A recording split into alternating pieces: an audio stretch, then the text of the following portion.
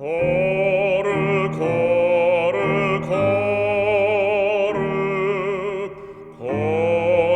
거룩하신 주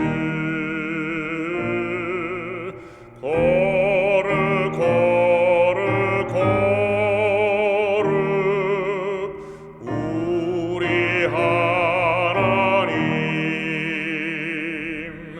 항상 살아계시고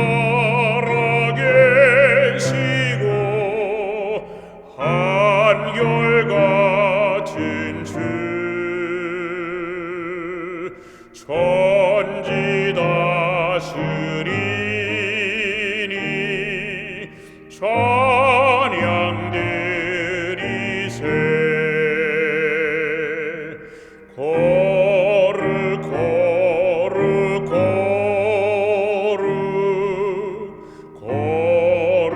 거룩하신 주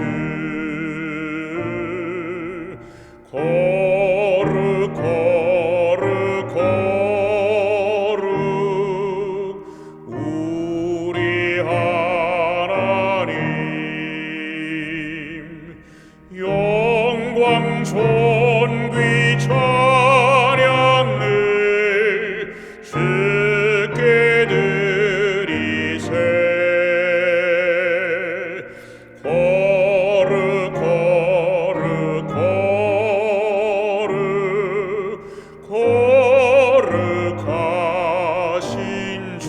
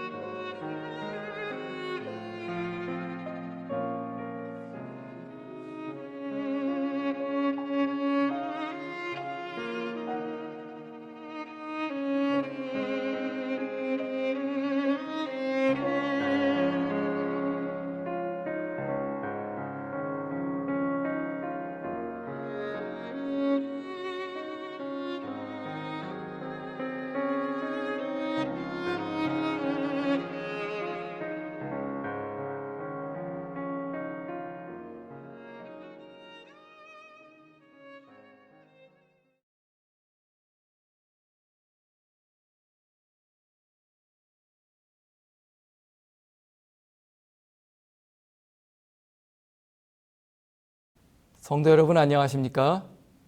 하나님의 은혜와 평강이 여러분에게 있기를 바랍니다. 오늘 여러분과 함께 요한계시록에 기록된 7교회를 향한 그리스도의 편지를 살펴보려고 합니다. 오늘은 이 편지가 쓰여진 배경과 개요를 함께 살펴보겠습니다. 어느 날 에베소 교회 앞으로 편지가 왔습니다. 누가 편지를 보냈을까? 그 편지를 읽어 내려가던 장로님과 집사님들의 눈에는 어느새 눈물이 고였습니다. 이것은 분명히 요한이 보낸 것이었습니다. 어떻게 지내고 있는지, 살았는지 죽었는지 소식을 알 길이 없었던 요한에게서 교회를 향한 사랑의 편지가 온 것입니다. 그 편지에는 이 교회를 위한 기별이 있었습니다. 약속이 있었고 소망이 있었습니다. 이것은 얼마나 위로가 되고 꼭 필요한 편지인지요. 여러분도 그 편지를 같이 읽어보시겠습니까? 함께 요한계시록 1장 4절에서 6절의 말씀을 보겠습니다. 요한은 아시아에 있는 7교회에 편지하노니 이제도 계시고 전에도 계셨고 장차 오실 이와 그의 보좌 앞에 있는 7 영과 또 충성된 증인으로 죽은 자들 가운데서 먼저 나시고 땅의 임금들의 머리가 되신 예수 그리스도로 말미암아 은혜와 평강이 너희에게 있기를 원하노라. 우리를 사랑하사 그의 피로 우리 죄에서 우리를 해방하시고 그의 아버지 하나님을 위하여 우리를 나라와 제사장으로 삼으신 그에게 영광과 능력이 세세토록 있기를 원하노라. 아멘. 구절구절이 얼마나 힘이 있고 은혜가 있는지요. 읽는 이들에게 은혜와 평강을 말하는 반가운 이 편지는 어디에서 왔습니까? 나 요한은 너희 형제요 예수의 환난과 나라와 참음에 동참하는 자라. 하나님의 말씀과 예수를 증언하였으므로 말미암아 반모라 하는 섬에 있었더니. 계시록 1장 9절은 이 편지가 반모섬에서 온 것을 말해줍니다. 여기 반모라 하는 섬에 있었다라는 짧은 표현은 중요하고 많은 의미를 담고 있습니다. 이 짧은 진술이 기록된 기별의 주요 무대를 제공하고 있습니다. 반모섬은 소아시아에서 멀리 떨어진 작은 돌섬입니다. 우리는 이 편지를 사도 요한이 기록했다고 이해하는데 요한이 편지를 쓸 때는 기원 후 약 96년경이었습니다. 당시 로마의 황제는 그리스도인들을 매우 핍박한 도미시아누스였습니다. 그는 황제 숭배를 강요했고 반대하는 그리스도인들을 핍박하였습니다. 그의 통치 14년인 94년에는 황제 숭배를 반대하고 예수를 증언했다는 이유로 요한을 반모섬으로 유배 보냈습니다. 그때 요한의 나이가 80대 후반이었습니다. 이 나이든 요한을 먼 반모섬으로 보낸 것은 거기서 돌아오지 말라는 뜻이었습니다. 많은 정치범들이 이곳에서 죽었습니다. 이 섬은 좋은 대리석이 많아서 죄수들은 채석장으로 보내졌습니다. 요한은 그곳에서 얼마나 고된 삶을 살았을까요? 황제는 중노동과 채찍, 부실한 식사와 칙칙한 감옥, 이런 고된 환경 속에서 요한이 죽기를 바랬습니다. 그러나 요한은 그런 환경에서도 낙심하지 않고 넘어지지 않았습니다. 그런데 이런 육체적 어려움보다 요한을 힘들게 한 것은 다름 아닌 남겨두고 온 교회에 대한 걱정이었습니다. 사도들은 이미 다 순교하였고 이제 요한을 빼고는 아무도 남아있지 않았습니다. 그러니 뚜렷한 지도자 없이 거대한 세속 도시 속에서 격렬한 핍박을 당한 어린 교회가 걱정되는 것입니다. 당장이라도 그들의 손을 붙잡고 말씀을 나누고 같이 기도하고 싶은데 요한은 지금 머나먼 반모라 하는 섬에 있는 것입니다. 요한에게 반모섬은 어쩌면 불가능의 땅이었습니다.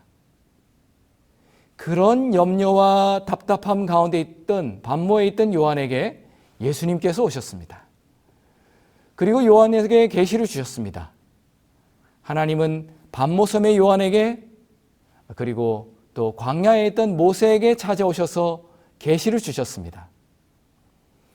이전까지는 황무지요 고난의 땅이었던 곳에 하나님께서 빛을 비추시고 가야 할 길을 알려주셨습니다. 많은 사람들이 요한계시록이라고 하면 공포와 전쟁을 생각합니다. 그러나 요한계시록은 회복과 평화가 있을 것을 예언합니다.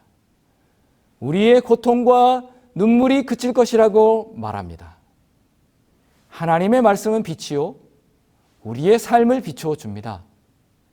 하나님은 반모에서 간구하는 요한의 기도를 들으시고 이 7교회에게 전할 말씀을 주셨습니다.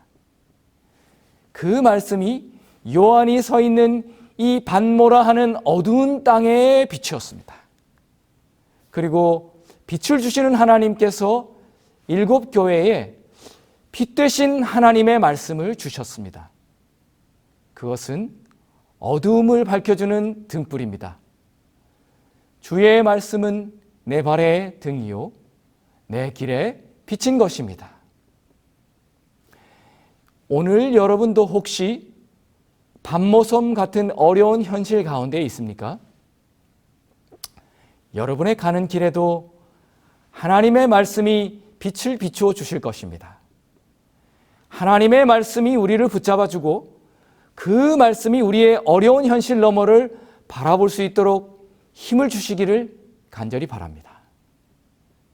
주의 날에 내가 성령에 감동되어 내 뒤에서 나는 나팔 소리 같은 큰 음성을 들으니 이르되 내가 보는 것을 두루마리에 써서 에베소, 서머나, 버가모, 두아디라, 사데, 빌라델비아, 라오디게아 일곱 교회에 보내라 하시기로. 이 주의 날에 요한은 성령에 감동되었다고 기록했습니다. 오늘날 개신교에서 사용하는 주일이라는 단어가 여기에서 나왔죠. 그런데 여러분, 기원 후 96년의 요한에게 있어서 주의 날은 어떤 날이겠습니까? 요한에게 주의 날은 분명하게 안식일입니다. 일요일을 주일이라고 부르기 시작한 것은 사도 요한이 죽고 난 1세기 이후의 일입니다. 많은 학자들이 이날이 주일인가를 증명하려고 했지만 그것을 증명할 수 없었습니다. 이날은 다른 학자들이 말하는 주의 날이 아니라 요한이 기록한 주의 날, 즉 예수님이 요한을 찾아온 안식일입니다. 그날에 요한은 성령에 감동되어 에베소, 서머나, 버가모, 두아디라, 사데, 빌라델비아, 라오디게아의 일곱 교회를 향해서 편지를 기록하였습니다. 이 교회는 아시아 지역에 있는 일곱 개의 교회입니다. 여기에 아시아는 오늘날 우리가 알고 있는 대륙 아시아가 아니라 로마 지역의 아시아, 그래서 소아시아라고 부르는 현재 터키의 서쪽 해변 지역을 말합니다. 요한의 편지가 밤모섬에서 전달이 되면 제일 먼저 에베소로 가서 여기 기록된 순서대로 시계 방향으로 반원을 그리면서 순서대로 편지를 읽게 되어 있습니다. 수신교회가 7개인 것은 숫자 7이 가진 완전성 때문입니다. 사실 이 교회들 말고도 아시아에 더 많은 교회가 있었습니다.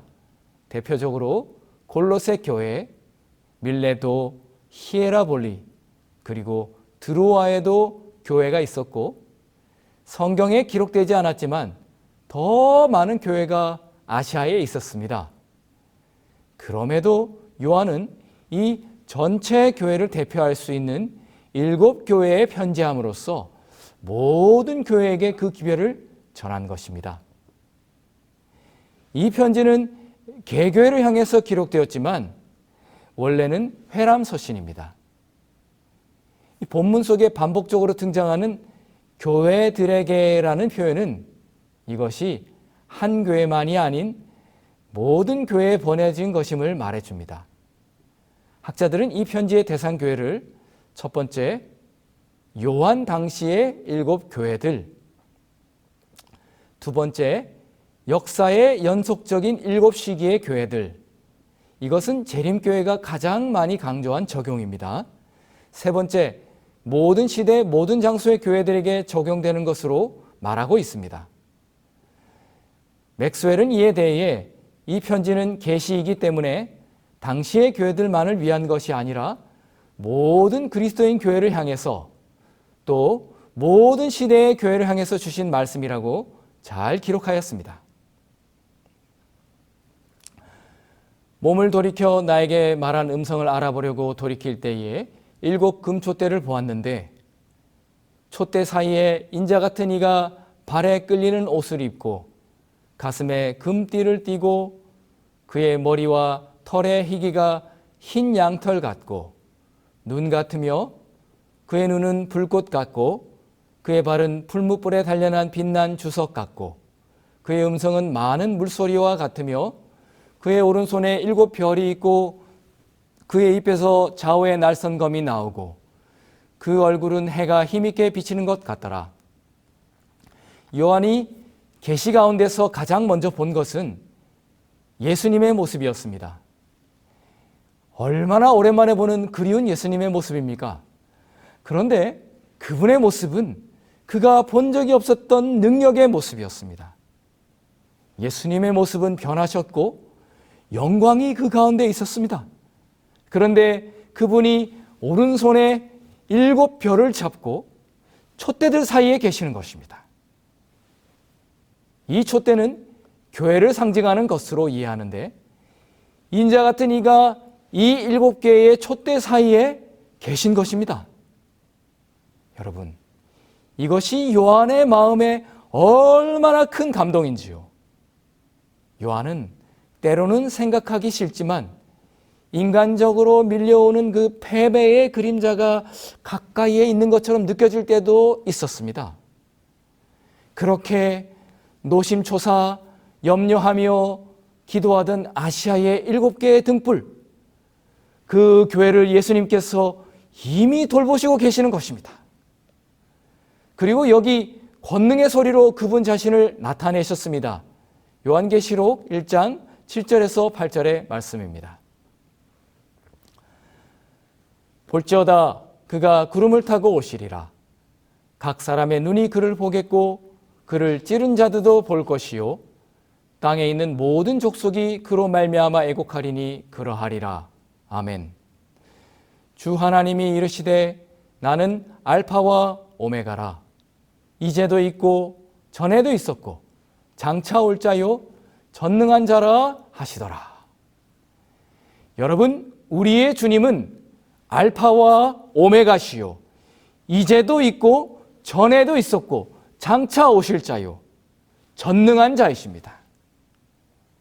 우리가 믿는 사랑의 주님이 이렇게 전능한 분이라는 사실이 우리에게 얼마나 큰 힘과 확신을 줍니까? 우리는 주님께서 알파와 오메가이신 것을 인하여 감사합니다. 지난 2020년 초에 코로나 바이러스가 시작되었을 때에 이 일이 어떤 결과를 가져올지 우리는 알지 못했습니다. 지금도 우리는 그것이 어떻게 될지 알지 못합니다. 그 외에도 우리는 여러 문제들로 씨름합니다. 이런 문제들은 언제 끝이 날까요? 누구도 그것을 분명하게 말하지 못합니다. 그러나 하나님께서는 나는 알파와 오메가라고 말씀하십니다. 시작이요 나중이신 분께서 이 일에도 분명히 끝이 있다고 말씀하시는 것입니다. 혹 여러분에게도 끝을 알 수 없는 어려움이나 고민이 있습니까? 알파와 오메가이신 전능한 분께서 우리의 길을 보여주실 것입니다. 이 편지는 그래서 끝에 대해서 자주 말하고 있습니다. 그 끝은 재림으로 완성됩니다. 본문 7절은 재림의 분명한 약속을 우리에게 확신시켜 줍니다. 그리고 그것은 속히 일어날 것이라고 요한계시록 1장 1절은 말하고 있습니다. 그래서 우리는 주께서 얼마나 속히 오실 것인지 기다립니다. 이 약속은 요한계시록에 반복해서 기록되어 있습니다. 이런 재림의 긴박성에 대한 강조는 하나님의 뜻과 목적에 대한 강조입니다. 그것의 시기에 대한 예지라기보다는 그것의 분명함과 확실히 이룰 것을 강조하는 것입니다. 또 이것은 교회가 이 분명한 약속 앞에서 어떤 모습을 가지고 서야 할지에 대해서 주목하게 합니다. 이 7개의 교회는 비슷하면서도 다른 모습으로 하나님의 약속 앞에 섰습니다. 예수님은 이 모든 교회의 상황을 정확하게 아셨습니다. 그래서 그 교회에게 가장 필요한 모습으로 나타나셔서 적합한 해결책을 제공해 주셨습니다. 우리가 에베소, 서머나, 버가모, 두아디라, 사데, 빌라델비아, 라우디게아 이 7교회를 이 통틀어서 살펴보면은 마치 역사처럼 이 교회 속에서 어떤 흐름이 있는 것을 볼 수 있습니다. 먼저 이 교회들은 영적인 쇠퇴의 동향을 보입니다. 처음 세 교회를 보면은 그들에게 잘못이 있을지라도 일반적으로는 신실한 모습을 보입니다. 네 번째 두아디라 교회는 양분되어 있었습니다. 그리고 나중에 세 교회는 대다수가 악한 모습을 보입니다. 그 교회들에는 남은 자가 소수가 되고 마지막 라오디게아 교회는 좋다고 말할 것이 없는 단계에 이르고 마는 것입니다. 여러분, 그런데 이것과는 또 다른 흐름이 이 7교회 속에서 발견됩니다. 그것은 쇠퇴한 교회로 갈수록 하나님의 약속은 점점 더 많아진다는 것입니다.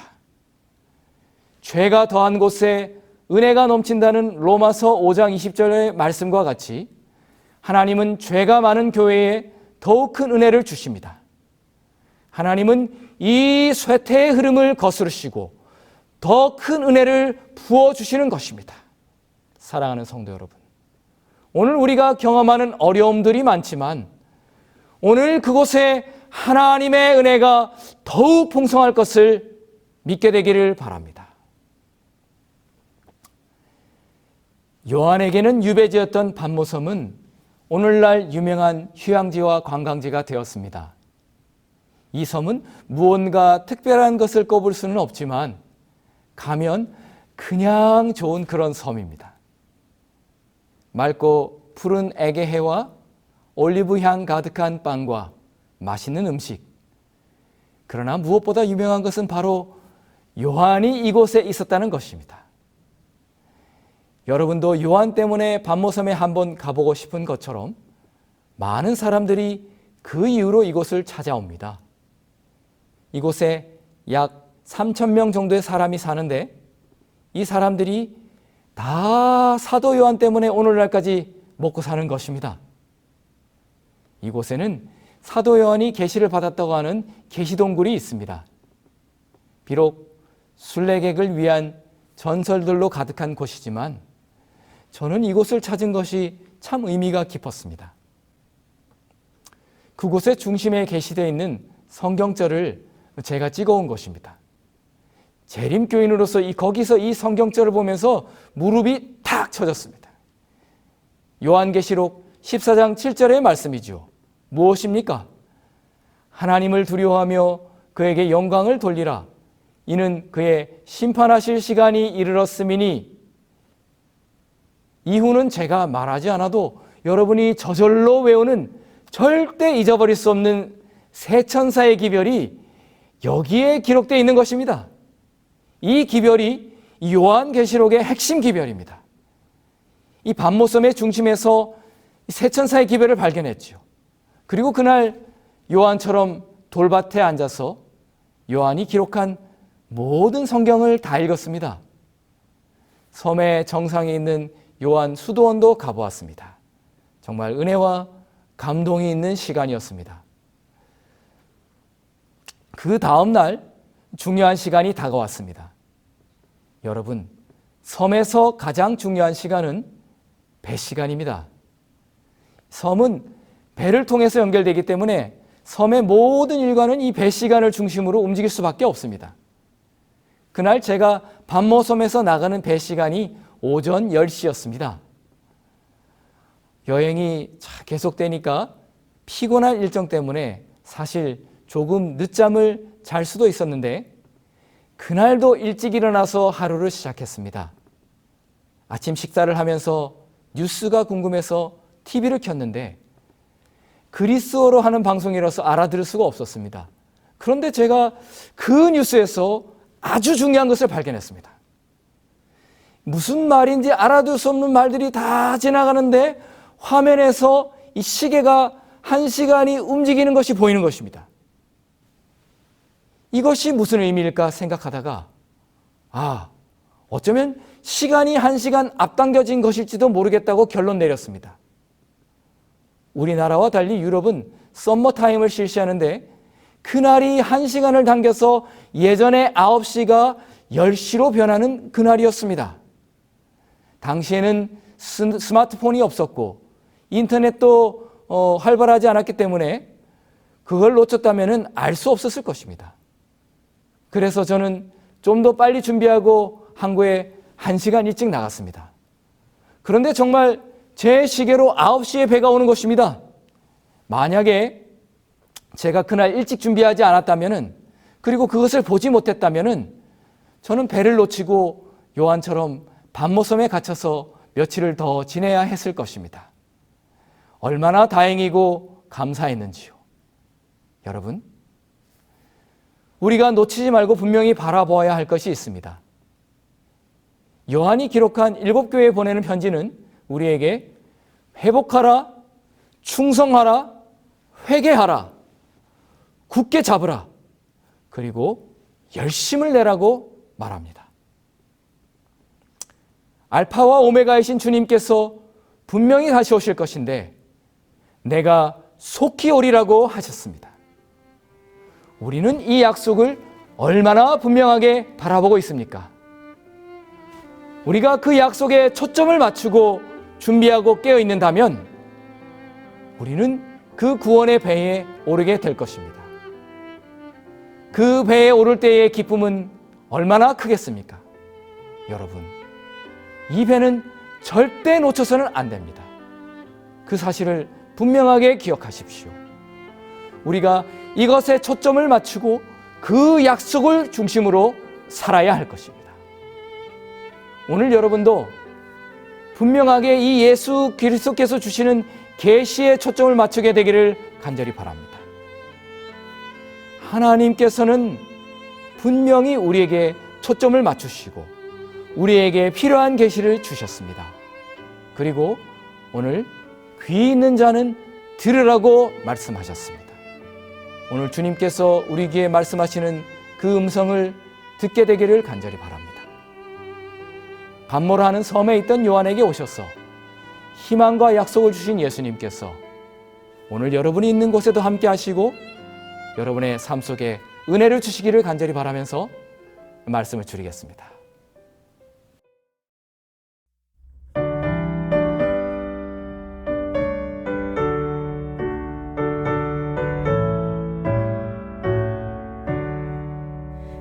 크신 하나님의 사랑 말로 다 영영 못하네.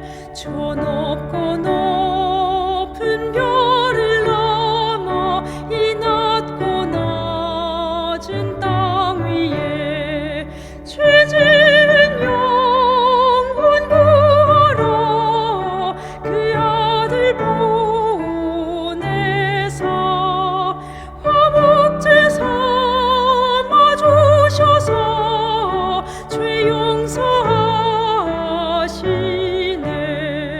그 크신 하나님의 사랑 다 증량 못하며 영원히 변치 않는 사랑 성도여 찬양하세. 괴로운 시절 지나가고 이 세상 영화 시들 때 주 믿지 않던 모든 사람 큰 소리 외쳐 울어도 주 믿는 성도들에게 큰 사랑 베푸사 우리의 죄 사했으니 그 은혜 잊을까. 그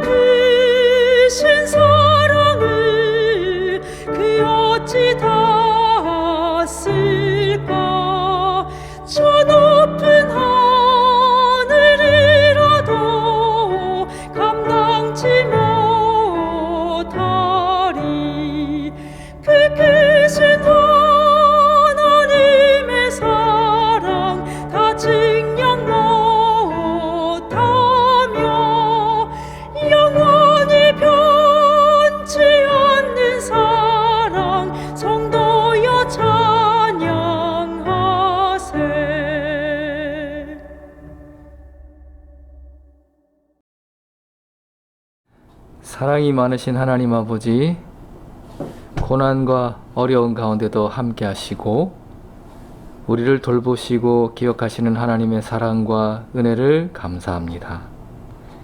주님, 그 귀한 사랑으로 우리 교회를 돌보아 주시옵시고 하나님의 은혜 가운데 인도하셔서 주님의 귀한 뜻을 드러내는 하나님의 귀한 교회들 되게 도와 주시옵소서. 주의 은혜가 오늘도 우리와 함께 하시고 우리의 고난 가운데 주의 은혜가 인도하심을 감사드리오며 우리를 사랑하시는 예수 그리스도의 이름으로 간절히 기도합니다. 아멘.